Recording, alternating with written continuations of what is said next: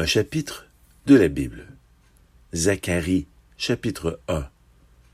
Au 8e mois de la 2e année du règne de Darius, l'Éternel adressa la parole à Zacharie, fils de Barachi et petit-fils d'Iddo le prophète, en ces termes. L'Éternel s'est violemment irrité contre vos pères. Dit à ce peuple, voici ce que déclare le Seigneur des armées célestes.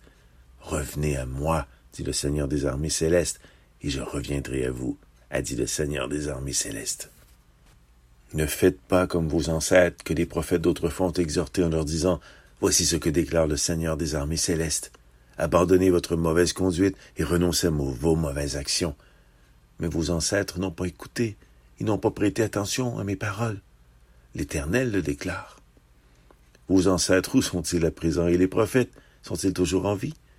Or mes paroles et mes lois que j'avais ordonnées à mes serviteurs les prophètes de leur transmettre, n'ont-elles pas atteint vos pères? Alors ils ont changé d'attitude et ils ont reconnu, oui, le Seigneur des armées célestes nous a traités comme il avait résolu de le faire, comme le méritait notre conduite et nos actes.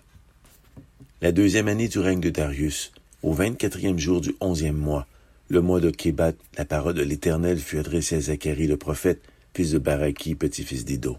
Cette nuit, j'ai vu dans une vision un cavalier monté sur un cheval roux. Il se tenait parmi les myrtes, dans les profondeurs, et derrière lui, il y avait d'autres chevaux, des roux, des gris verts et des blancs. Je demandai alors, mon Seigneur, que représentent ces chevaux? L'ange qui me parlait répondit, je vais te montrer ce qu'ils représentent. Et l'homme qui se tenait parmi les myrtes intervint en disant, ce sont les coursiers que l'Éternel a envoyés pour parcourir la terre. Alors les cavaliers s'adressèrent à l'ange de l'Éternel qui se tenait parmi les myrtes, et lui firent ce rapport. Nous venons de parcourir la terre et nous avons constaté qu'elle est toute tranquille et calme. Là-dessus, l'ange de l'Éternel s'exclama, « Seigneur des armées célestes, voilà 70 ans que tu es irrité contre Jérusalem et contre les villes de Juda. Jusqu'à quand tarderas-tu à les prendre en pitié? » Alors l'Éternel répondit à l'ange qui me parlait par des paroles bienveillantes et des paroles de consolation. L'ange qui me parlait me dit, « Proclame ces paroles. Voici ce que déclare le Seigneur des armées célestes. J'éprouve pour Jérusalem et pour Sion un amour passionné. Et je suis saisi d'une violente indignation contre les nations qui vivent dans la tranquillité. Car je n'étais qu'un peu irrité contre mon peuple, mais elles ont accru son malheur.